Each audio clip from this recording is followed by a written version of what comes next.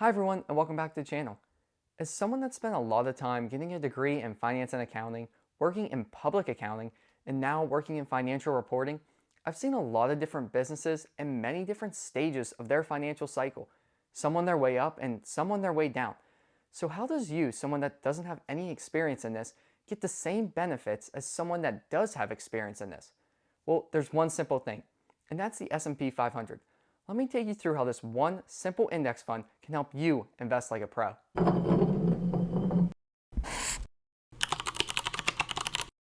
The S&P 500 is comprised of the top 500 companies in the US, and it's a goal of every public company to be invited into this exclusive group. And just being a part of this group will make your company's value increase overnight. But if this company's already in this group and already had the growth, why am I telling you to invest in the S&P 500? Aren't these companies already maxed out? Aren't there better options? Well, let's look into it. Let's look at some of these options that might be better. A few funds that I've found are the Vanguard Small Group Index, which is the ticker name VSMAX, and the Vanguard Small Cap Value Index, which is the ticker name VSIAX.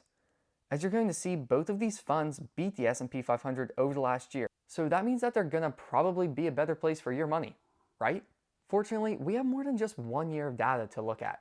If we take both of these funds and compare it to the Vanguard S&P 500 fund, VOO, which a lot of people call VOO, you'll see that the S&P 500 fund actually does better. Well, obviously I'm doing something wrong because I'm looking at these index funds that have small cap companies and they could easily go bankrupt. Let's look at something else that people might think do better, and that could be actively managed funds. Let's look at those. We are going to be looking at some great options here. So let me give you a complete list of easy to invest in funds that have beat the S&P 500 over the last 5 years.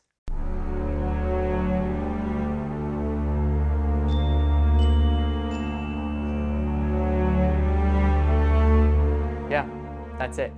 But maybe I'm looking too short term. And while looking at a longer term period does help the statistic just a little bit, it's still only 20% of actively managed funds beating the market. And there's two things to note on that. Number one, it's going to be hard to get in these funds because they are beating the market and you might not have access to them. And number two, you're going to be paying a high fee in order to get into those funds. Most funds are going to charge a 2% fee. Some of them are going to charge between 1 and 2%. There's also going to be a clawback amount in there, but we don't have time to get into all of that. So while looking at the longer term does help the situation, it's really not that much better. And I'll be honest, some of these actively managed accounts are not trying to beat the market every single year. Some of them are simply trying to make sure that their investors don't lose money. Others are taking short-term losses because they think there's a huge potential for large gains in the future. But that doesn't mean that the statistics aren't right.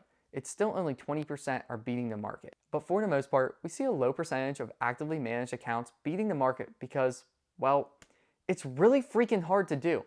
Now let's think about this. Should someone that has no finance or accounting knowledge look at an actively managed portfolio and think, yeah, that guy has it. He's going to beat the market? Unless you're talking about Warren Buffett, it doesn't make a lot of sense.